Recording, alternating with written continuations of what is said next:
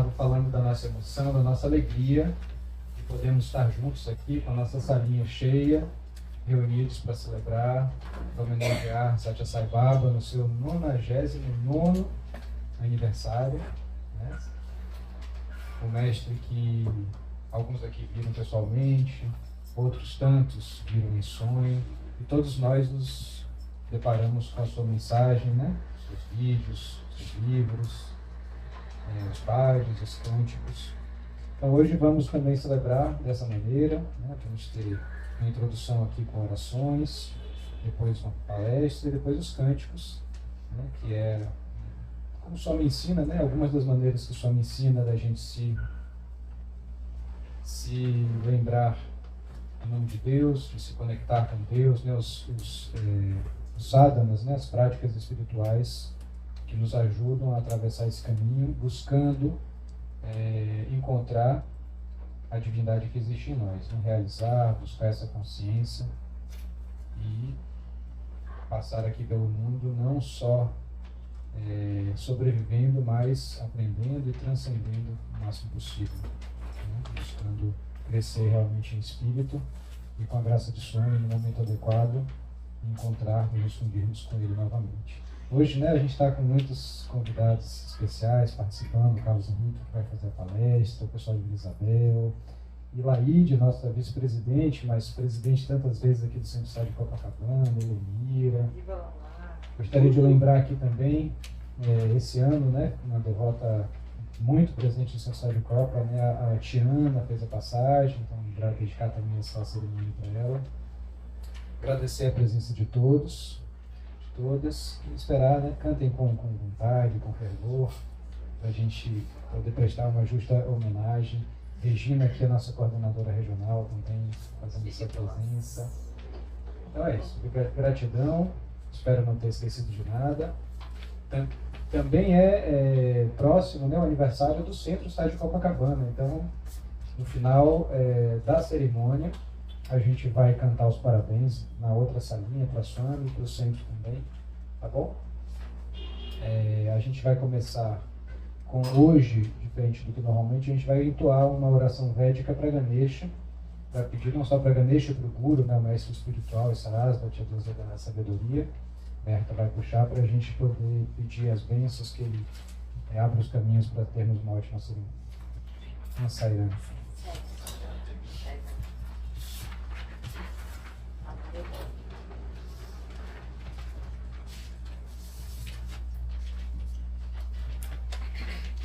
É na parte prata.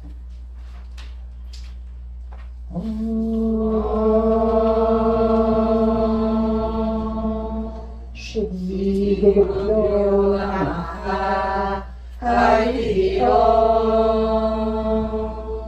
Ganam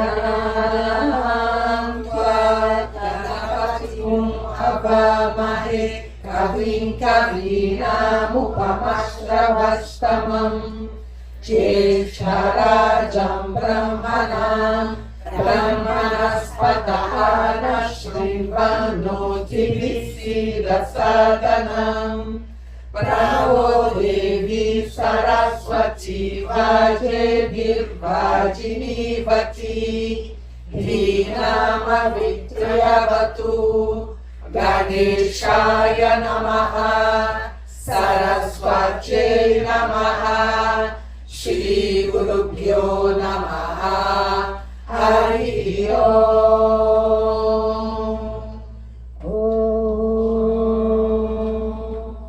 Shanti, Shanti, Shanti. Om Shri Sairam. Gratidão, gente, por esse convite, por essa oportunidade de estar aqui com vocês, mais uma vez, servindo a Swami e aproveitando essa oportunidade tão auspiciosa que é a existência humana. Então eu vou iniciar lembrando de um ensinamento de Sai Baba, um ensinamento que Sai Baba comenta em discurso, que se chama os Purusharthas. Se recordam dos Purusharthas? São os 4 objetivos da vida humana. Os Vedas, as escrituras sagradas da Índia, dizem que quando surgimos nessa existência como seres humanos, nós temos 4 objetivos. E eles são segurança, também chamamos de riqueza, prosperidade. Esse é o primeiro objetivo. O segundo, a realização dos nossos desejos. O terceiro, a retidão, agir de acordo com as leis universais. E o quarto, a liberação. Muitas vezes nós ouvimos esse ensinamento e vira mais um conhecimento na nossa mente, mas em verdade deveria ser um norte. Swami diz, esses são os quatro objetivos, da vida humana. E será que nós tomamos esses 4 como os nossos objetivos? Então ele diz uma coisa muito auspiciosa. Ele diz que existiam 2 casamentos muito felizes. O casamento de Kama com Moksha, isso é, do desejo pela libertação, pela liberação. E o casamento de Dharma com Artha, isso é, da retidão com o suprimento de todas as nossas necessidades. Segurança, prosperidade, riqueza. Uma pessoa que tiver realmente retidão, vai ver de forma natural chegar até ela tudo que é necessário, para suprir as necessidades, de uma encarnação humana nessa existência. Mas que em algum momento, Kama, o desejo, se apaixonou por Artha. E a partir daí começa todo esse desequilíbrio que a gente vê nessa existência. O que significa Kama se apaixonou por Artha? O nosso desejo, a nossa aspiração de vida deixou de ser a iluminação, deixou de ser o despertar espiritual, deixou de ser moksha, que é a liberação de quê? Da ilusão. E o nosso desejo passou a ser obtermos no mundo os prazeres que o mundo oferece. Nós entramos no seguinte estado mental. Nós passamos a acreditar que podemos obter do mundo paz permanente, felicidade permanente. Mas quem pensar um pouquinho sobre isso, logo vai chegar à conclusão que é um grande equívoco. Porque como podemos obter qualquer coisa permanente, paz, segurança, felicidade, alegria, num campo onde tudo é impermanente? Então daí a nossa mente está sempre agitada. E a nossa mente está buscando sustentar aquilo que é insustentável.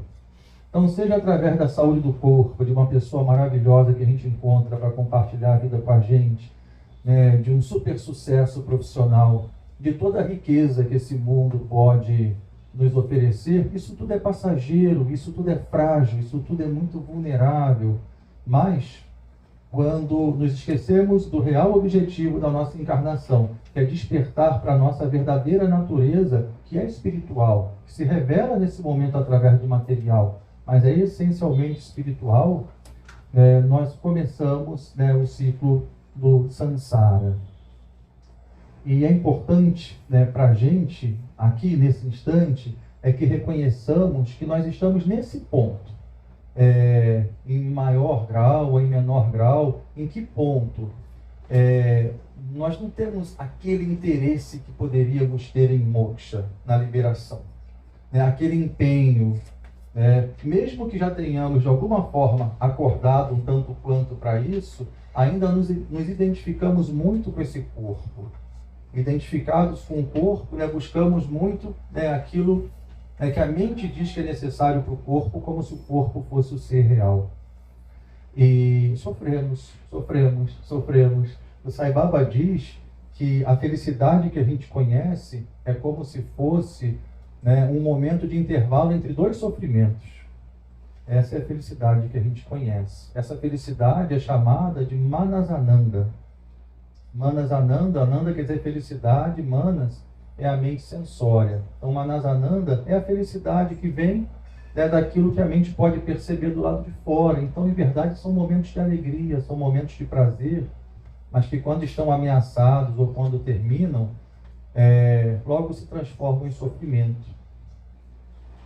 O Buda, por exemplo, quando revela as suas 4 nobres verdades, qual é a primeira verdade do Buda? É essa, Sarva-dukkha. Ele diz, tudo é sofrimento. Para quem está esquecido da sua verdadeira natureza, identificado com esse corpo, tendo o mundo, o objetivo como última realidade, tudo em algum momento vai se revelar como o sofrimento. Mas ele também diz que existe um nirvana, o sofrimento pode cessar. Existe um nível de consciência que é pura bem-aventurança. Jesus nos orienta assim também: no mundo passai por aflições, mas tende bom ânimo, eu venci o mundo. E sabe como ele nos orienta para vencer a preocupação? Vocês sabem? Eu tenho certeza que sabem. Ele diz assim: buscai em primeiro lugar o reino de Deus e a sua justiça, e tudo mais vos será acrescentado. Todo mundo já ouviu esse trechinho do Evangelho de São Mateus, no Sermão da Montanha. E o que ele chama de reino, e como a gente pode entender, melhor dizendo, o reino de Deus e a sua justiça? Qual é a palavra em sânscrito para justiça? Dharma. Dharma. E quando ele fala do reino de Deus, ele diz: não vem com observâncias, não se pode dizer ele aqui, ele acolá, ele está dentro de nós. Buscar em primeiro lugar o reino de Deus, que é moksha, é liberação. Hoje é como se estivéssemos aprisionados do lado de fora. A realidade última parece que os nossos sentidos percebem, incluindo o próprio corpo e o que a mente pode pensar. Então, buscar em primeiro lugar moksha e dharma. E tudo mais vem em acréscimo. Mas a mente duvida disso. A mente duvida disso. Em algum nível, nossas mentes duvidam disso. Então, nós estamos aqui para desiludir as nossas mentes. Aí, lembrando o nosso queridíssimo professor Hermógenes, que eu já tive a oportunidade de estar com ele, não exatamente nessa sala, mas aqui no Centro SAI de Copacabana algumas vezes, ele diz: o buscador espiritual ama a desilusão. E alguém pode pensar assim: meu Deus do céu, mas vim aqui buscar paz e felicidade, ele está falando que eu vou encontrar desilusão, é isso mesmo? Sim, é isso mesmo. É na desilusão que podemos nos abrir para o despertar da verdadeira paz e da verdadeira felicidade. Mas desilusão dói, desilusão é sofrimento, correto? Não está correto. A palavra desilusão quer dizer sem ilusão. Desilusão, você estava iludido e deixou de estar iludido. O que dói é o apego à ilusão. A desilusão é a bênção, a desilusão é a graça divina. Mas quando nos apegamos à ilusão, porque de alguma forma ainda acreditamos que é a realidade, aí está o sofrimento. Então, em algum momento, abrimos o coração para essa bendita desilusão. Despertamos o interesse, recebemos um chamado. Jesus, quando se refere a nós, como ele nos chama? De luz do mundo. Vós sois a luz do mundo. Jesus diz: vós sois deuses. Swami disse para nós: descubram que vocês são Shiva, uma divindade, antes de se perceberem como Shava. Shava quer dizer cadáver. Antes desse corpo aqui perder a vitalidade, percebe a verdadeira natureza do ser. Em algum momento recebemos esse chamado.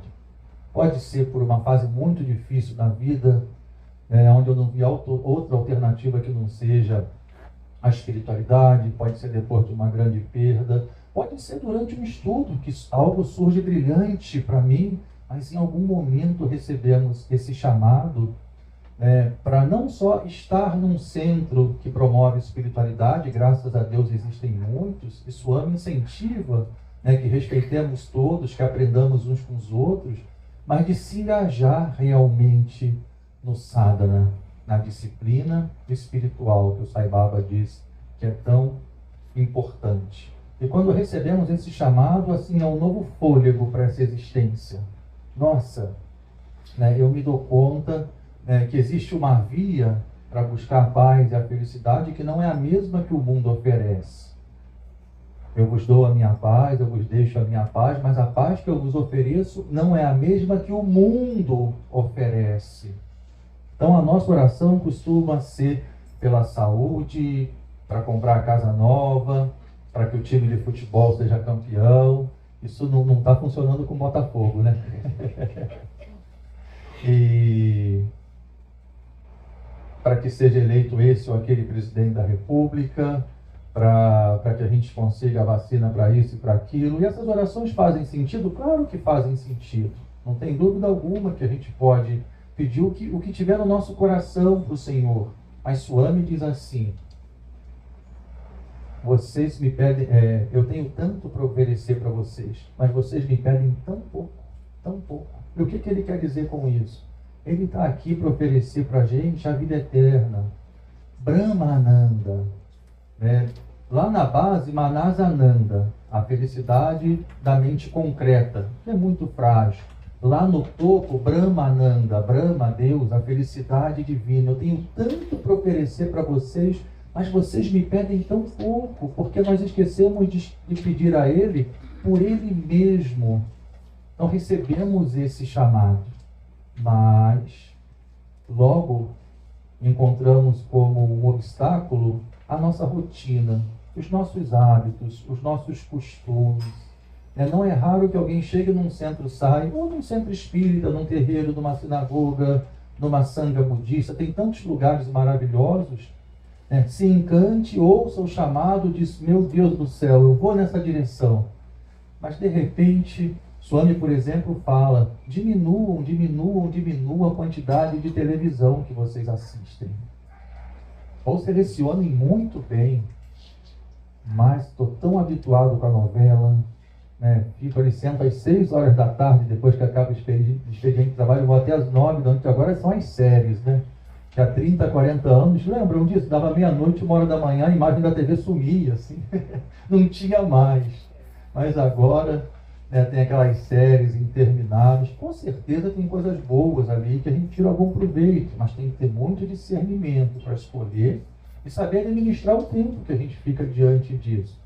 Então ele sugere: vejam menos tela. Ele sugere: sejam vegetarianos, é uma sugestão de Swami, por 2 razões, pelo menos. Uma é a compaixão pelos nossos irmãos animais, que aspiram da mesma forma que nós viver em paz e ser felizes.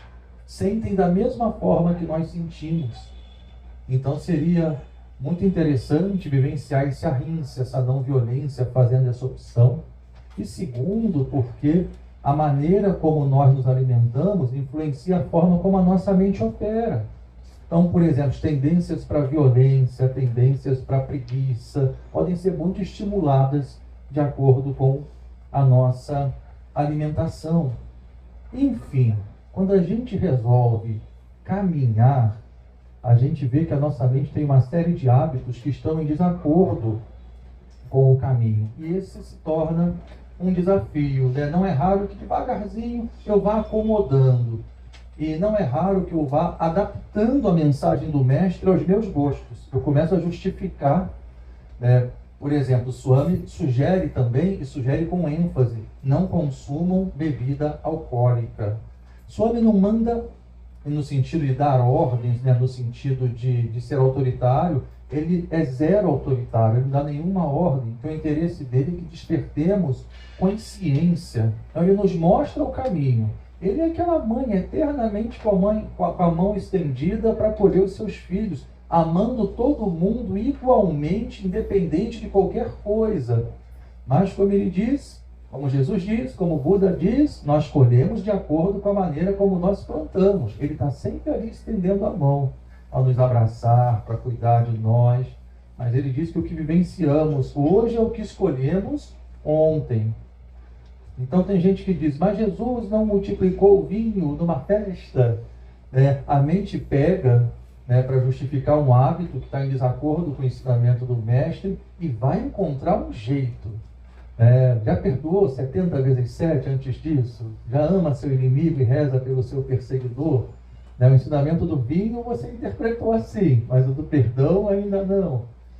A rotina, o ego, o ahankara, o falso eu, adora a área de conforto, e ele busca defender isso num primeiro momento. E algumas pessoas ainda estão aí. Mas nesse momento surgem para nós esses seres iluminados. O que é um avatar? A palavra avatar, dizemos que Sai Baba é um avatar. A palavra avatar quer dizer literalmente uma descida de Deus na Terra, surgindo num corpo humano. Eu gosto de dizer que um avatar é uma encarnação divina autoesclarecida, ou totalmente esclarecida, porque todos nós somos descidos de Deus, né? Tudo aqui é Deus, não existe nada diferente de Deus. Mas lembramos do encontro do Hermógenes, da Maria, que era esposa dele, de mais uma turma aqui do Brasil com Swami, na Índia, quando Swami perguntou a Maria, né, quem sou eu? Ou você acredita que eu sou Deus? Ela diz, sim, o Senhor é Deus. Ele falou, ok, mas você, todo mundo aqui é Deus. Então Deus surge numa forma humana autoesclarecida para nos motivar. Sai da área de conforto, né? Quebra essa rotina. Você tem oportunidade. Se você quer se perceber de maneira nova, você tem que viver de uma forma nova, de uma forma diferente. E ele pode surgir de forma direta, como o Pedrinho nos disse. Alguns daqui estiveram com ele, né, enquanto com esse corpo ativado. Outros ele aparece em sonho, outros até em visões, fora de sonho. Alguns foram tocados, por exemplo, pelo professor Hermógenes aqui. Outros pelo Moacir, que é uma pessoa que eu tenho profunda admiração. E quantas outras pessoas especiais aqui no Brasil, como Chico Xavier, Leonardo Boff, Betinho, Irmã Dulce. Então, às vezes, estamos na área de conforto e sem muita disposição para seguir adiante nessa jornada, mas aí eu me encontro com um ser que vira para mim um modelo, uma inspiração. Eu não tenho dúvida, olha, se ele, Hermógenes, que ele morava aqui do lado de Copacabana, em Botafogo, ele, professor do Colégio Militar, professor de História, pai, de 2 filhas, avô, quer dizer, uma pessoa como eu, se ele deu conta de fazer esse esforço, eu também dou conta. Então é maravilhoso quando eu encontro essa inspiração nesses modelos. E no caso de Swami, no caso dos avatares, eles vêm com uma força incrível, de maneira que nós logo percebamos que eles não são apenas seres humanos, eles estão se manifestando através de um corpo humano. Como Swami sempre nos disse, os milagres são um cartão de visita. A ideia não é de reconhecer o mestre pelo milagre que ele faz, no sentido de materializar alguma coisa, andar sobre as águas, estar em 2 lugares ao mesmo tempo. Swami fez isso tudo. Andar sobre as águas eu nunca ouvi falar, não. Lembrei de Jesus. Mas ele fala que ele faz isso por amor, por misericórdia, só para chamar a nossa atenção. Às vezes a nossa mente precisa disso, só para a gente reconhecer que a gente não está olhando ali para uma pessoa que está presa, nessa mesma condição que nós aparentemente estamos presos. Já ouviram aquela expressão, macaco velho não bota a mão em cumbuca? Já ouviram essa expressão? Sabem de onde vem? É uma armadilha para prender macaco. Pega-se um recipiente com a boca estreita, mas que se alarga no fundo. Aí ali dentro colocam o alimento preferido do macaco. Aí o macaco sente o cheiro, se aproxima, aí coloca a mão nessa posição para que consiga entrar pela boca estreita, chega lá, abre e agarra a comida. Aí esse recipiente, essa cumbuca é bem pesado, o macaco não consegue tirar a mão, vem o caçador e leva o macaco. E Swami usa essa imagem. E ele diz assim, o recipiente é o mundo. Esse recipiente é o mundo que os sentidos percebem. O alimento ali dentro são os seus desejos. Os desejos da mente em relação ao mundo. E a mão agarrada é o seu apego. Se o macaco solta aquilo ali, coloca a mão na mesma posição que entrou, ele está livre. O bom é que na história real não tem caçador. Ele está livre. Se nós nos desapegarmos dos nossos apegos mundanos, nós imediatamente estamos livres. Só que essa liberdade para a mente racional é algo desconhecido. Então é maravilhoso poder estar na companhia de um Sadguru, de um guru verdadeiro, ou de um irmão mais avançado, como Hermógenes, Chico Xavier, que nos diz, de alguma forma, sobre como vencer algumas etapas, como ir adiante, nos incentiva, provam para a gente de alguma maneira que a nossa mente realmente se abre para isso. Quantas vezes Swami já não apareceu aqui num sonho ou através de uma sincronicidade para alguém, onde é certo que Deus cuida de mim, Ele está comigo e cuida de mim. Então eu entro no caminho. Um guru faz toda a diferença. O guru é imprescindível em certo ponto da nossa jornada espiritual. Tem aquela história, quando o discípulo está pronto, o guru aparece. Lá na frente a gente vai falar assim, quando o discípulo está realmente pronto, ele desaparece. E ele fala, olha, aqui dentro que você tem que me encontrar. Nos engajamos no sadhana, os sadhanas, né, que Swami propõe, seja a meditação na luz, a repetição do nome de Deus, a autoinvestigação do Atma, o canto devocional, o serviço altruístas, o estudo dos valores humanos. Ele dá muitos caminhos para a gente, de acordo com as nossas tendências mentais, nossos dons, vocações e talentos, o nosso momento. Swami nos oferece muitos caminhos. E quando inspirados por ele mesmo, ou por ele através de uma outra personalidade, nos engajamos e seguimos em frente. Quem aqui já não viveu um grande período de ir a retiros, de fazer muitas práticas, as orações, de estudar muito? E é maravilhoso, a gente tem a sensação que eu estou vivendo, eu estou experimentando um pedacinho do céu. E agora eu estou experimentando, mas ainda assim vem os testes. Ainda assim vem os testes, que podem ser externos ou internos.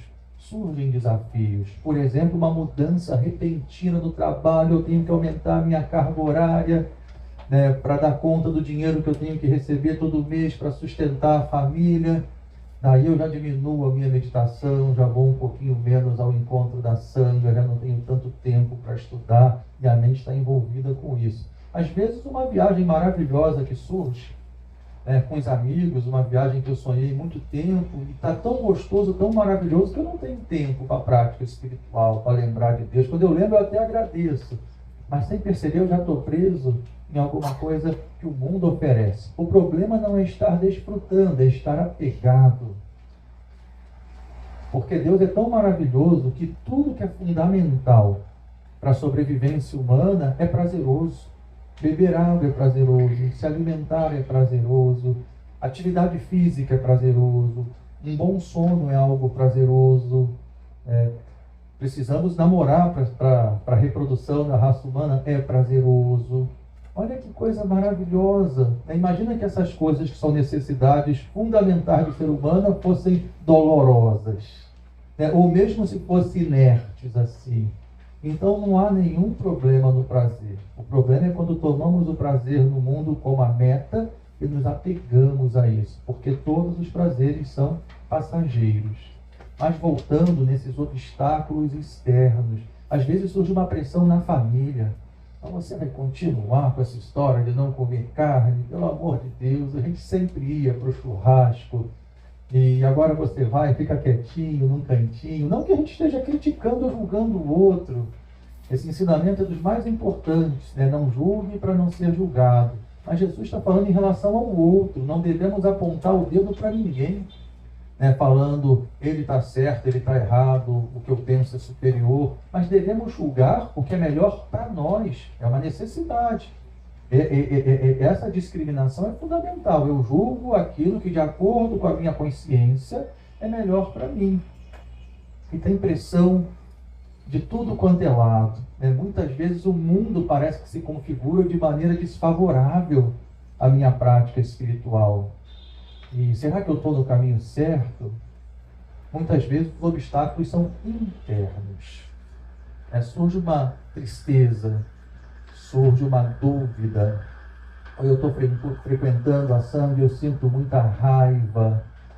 Eu começo a questionar, será que esse guru é um guru verdadeiro? Esse mestre é um mestre verdadeiro? Está valendo a pena todos esses anos, de dedicação? Eu ainda não alcancei nada, não percebi nada. Todos nós passamos por essas crises. Todos nós passamos por essa crise. Aqui um ensinamento muito importante, gente. Quando nós ouvimos o ensinamento de Swami, nós temos a impressão que dentro das nossas mentes tem o mesmo ensinamento. Por mais que que a mesma coisa que ele disse está dentro das nossas mentes, a mesma coisa para todo mundo, mas a maneira como as nossas mentes interpretam pode ser totalmente diferente.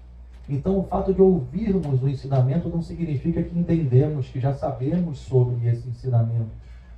O professor Hermógenes falava que um dos pontos mais importantes na vida espiritual é a humildade. Te lembra de Sócrates? Sócrates, somente sei que nada sei. É claro, eu me empodero com o ensinamento de acordo com o que eu estou percebendo no momento. É o melhor que eu posso fazer. Mas eu sempre estou aberto para quê? Para a bendita desilusão.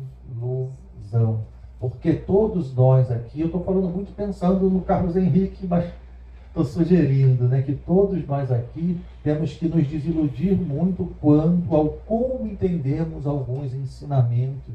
O nome disso é purificar a mente, purificar o coração. É fácil entender que precisamos purificar o coração quando surge nele raiva, quando surge medo, quando surge julgamento em relação aos outros, quando surge alguma animosidade. Mas às vezes não percebemos essa sutileza. Não basta um coração repleto de ensinamentos, mas esses ensinamentos têm que ser entendidos de forma correta e clara. E muitas vezes purificar o coração é isso. Tem pais e mães, por exemplo, que dizem: eu vou educar minha filha ou meu filho no Dharma. Aí a criança, que tem uma outra maneira de operar, faz alguma coisa de forma inocente, leva aquela bronca que é uma tremenda violência. E a pessoa entende que está ali exercendo o papel de pai e mãe, quando, claro, tem que orientar, mas tem que tomar cuidado com o como orienta, porque senão, na verdade, o que está ensinando essa criança é ser violenta com a próxima geração. Então surgem desafios externos, surgem desafios internos, e não é raro que nós desanimemos, a prática fica morna. Tem pessoas que desistem, depois voltam. Mas nesse momento, e essa para mim é a parte mais importante da minha fala, e já quase chegando na conclusão, existe aquilo que é mais fundamental para todos nós. E eu me arrepio falando isso aqui dentro de um centro Sai Baba, que é a nossa conexão com o Guru. O Guru, ele é infalível. Ele é infalível. E ele nos diz: o meu amor por vocês é maior que o amor de 1000 mães. Nunca duvidem disso, nunca se fechem para isso.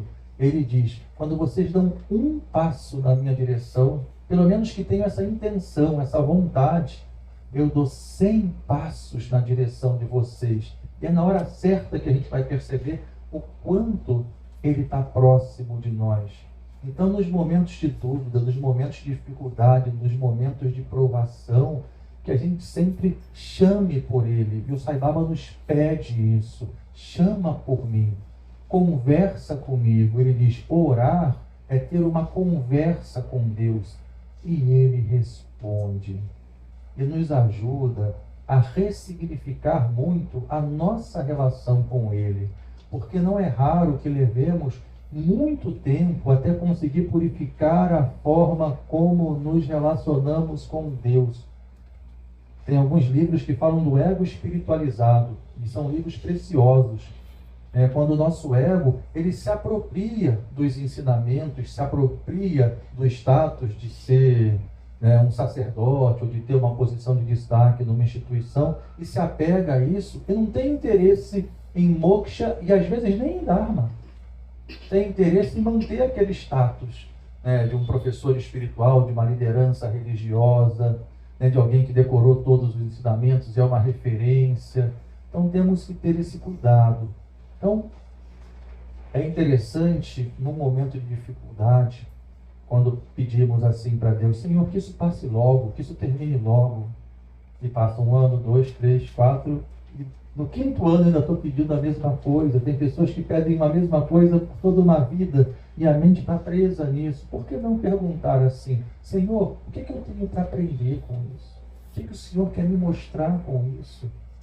Lembrando que o objetivo dessa existência é moksha, e para atingir moksha temos que purificar o coração. Bem-aventurados os puros de coração, pois eles verão a Deus. A meta da existência humana é ver a Deus, o método é purificar o coração, e a consequência é o estado de bem-aventurança. Senhor, transforma logo essa situação.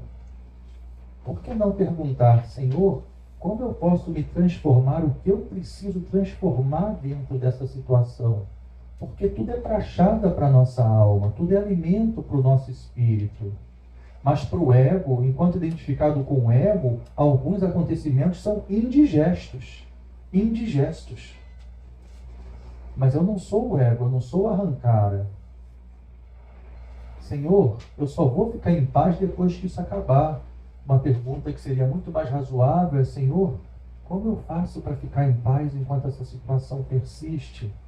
O nosso referencial não deve ser o lado de fora, mas a transformação aqui dentro. Tudo que nos acontece está certo. Mas como está certo? Acontece cada coisa terrível. Para a visão do arrancar, do falso eu, que chamamos aqui na nossa cultura de ego, não está errada essa leitura não. Se eu não acredito em Deus, se eu não acredito na evolução, se eu não acredito no despertar, tem algumas coisas que eu não posso aceitar. Mas, quando intuitivamente, quando o nosso coração já nos diz, não é só isso do lado de fora. Aquilo que você é não se limita a essa mente, a esse corpo. Presta atenção que tudo que acontece traz uma lição, tem uma lição embutida. Swami fala que é um trampolim num dos discursos dele. É um trampolim para você conseguir ir mais longe. E esse ir mais longe é para ir mais perto de você mesmo. É para percorrer essa distância de 30 centímetros. A distância da mente para o coração. Então, olha que interessante. A gente pode substituir, por exemplo, da nossa relação com Deus, em vez de falar para Ele, está tudo dando errado. Podemos dizer assim, está tudo saindo de desacordo com os meus planos, com os meus desejos. Lembra que Jesus, que é guru de todo mundo aqui também, como Sai Baba, ele diz assim, na oração do Pai Nosso, ele ensina que devemos nos dirigir ao Pai Celestial, dizendo, seja feita a vossa vontade. E a vossa vontade é o que acontece nesse instante. Nesse instante. Nossa, mas às vezes é duro do ponto de vista do ego.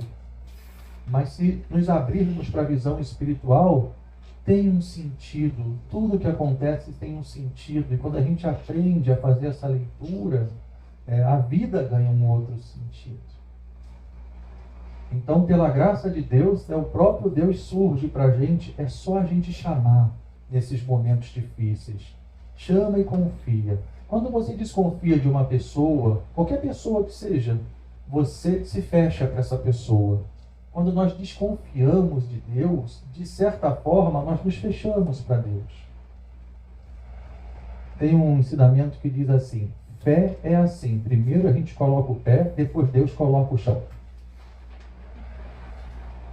Então esse é o grande desafio para a nossa mente, né? Se abrir para esse ilustre desconhecido. Mas quando nos abrimos, mais uma vez, não tem a menor possibilidade de dar errado. E nós começamos a experimentar a maior alegria, a maior felicidade. Swami disse que felicidade é união com Deus. Mas não é saber que felicidade é união com Deus, é experienciar essa união com Deus. Em qualquer momento que seja, a maior felicidade é a união com Deus. Swami diz que podemos considerar o nosso coração como um cadeado e a nossa mente como uma chave. Ele diz, se você vira a chave para um lado, ela tranca, para o outro ela abre. Se você volta a sua mente para o mundo e a mente só vê o mundo, o coração está trancado. Se você volta a mente para Deus, seja por intermédio de um guru, seja através da forma dele, por exemplo, o seu coração começa a se abrir e você começa a experienciar aquilo que você é internamente. Aquilo que não vem com observâncias, que não pode se dizer ele aqui, ele acolá, aquilo que está dentro de nós. E essa é a maior alegria, essa é a maior felicidade. Tem um trecho do Evangelho de São Tomé, onde Jesus diz assim, eu lhe darei o que os olhos não viram, o que os ouvidos não ouviram, o que as mãos não tocaram, aquilo que ainda não nasceu no coração dos homens. É isso que Jesus vem oferecer para a gente. Jesus, ele nos chama, como eu já disse hoje, de deuses, de luz no mundo. Swami inicia todos os seus discursos nos chamando de encarnações do amor, prema swarupas. O Buda diz, aquilo que eu realizei, que é simplesmente recordar de quem eu sou verdadeiramente, todos podem realizar também.